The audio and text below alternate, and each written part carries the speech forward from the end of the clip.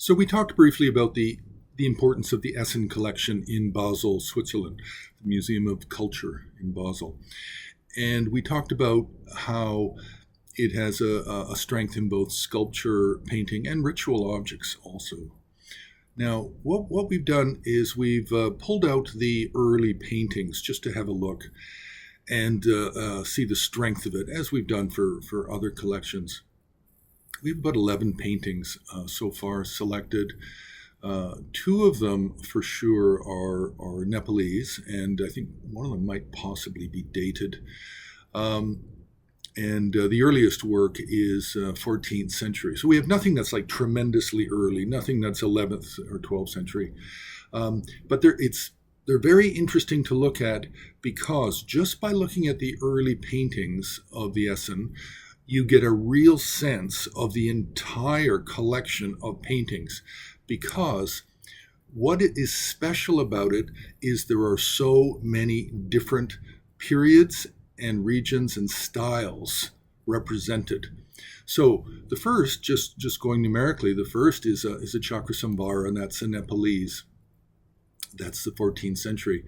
Now, these don't go chronologically, they just go by order of number here, not by date. Now, the second is absolutely fascinating because it's not only a one-faced, six-armed Mahakala that's really quite good in terms of its style. It's more of a kind of a crossover Gyantse style. So we're looking at 15th century here. But also it's one of the best examples of the six-armed Mahakala that we have from Tantric Buddhism. A wonderful, wonderful early example with the Gelugpa lineage in the background. The third piece it's most likely to be late 15th century, but it's in the Ngor monastery style. And it's one of a set of three that we know of for sure. There might be more. One is in the Rubin Museum, one is in MFA Boston, and then this one in Basel. Now, the fourth painting is in the Khenri style. And it's really hard to date this as to whether it's early 16th century, mid 16th century, but it's an Ushnishavijaya in an absolutely pure Khenri style, which was developed in the mid to late 15th century at Gonkar Monastery, just to the west of, southwest of Lhasa. Then the fifth painting is Vajradhara in 84 Mahasiddhas, a wonderful Central Tibetan style. The next painting is quite unusual because it's of an unusual image of Atisha wearing a yellow hat with his two principal students seated on the right and left.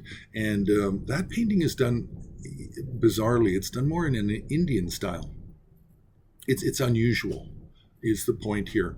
Then we have an unidentified, most likely a Ngorpa Lama, but again, this is showing a 16th century style. Then we again have a painting that's coming from a set that's very well known. The Rubin Museum has one. The Met, I believe, has two paintings from the set. Brooklyn Museum has one. And then they're scattered around private collections and other museums around the world. There's 20 to 30 of these paintings from this Lineage painting set that are known. This is a Ngorpa style, and this is also approximately mid to late 16th century. Then we have another Nepalese painting of Achala. At first glance, it looks a little bit like it's Tibetan, early Tibetan in style. Actually, this one is early. This one, we have it dated as 14th century, but it could also be earlier than that.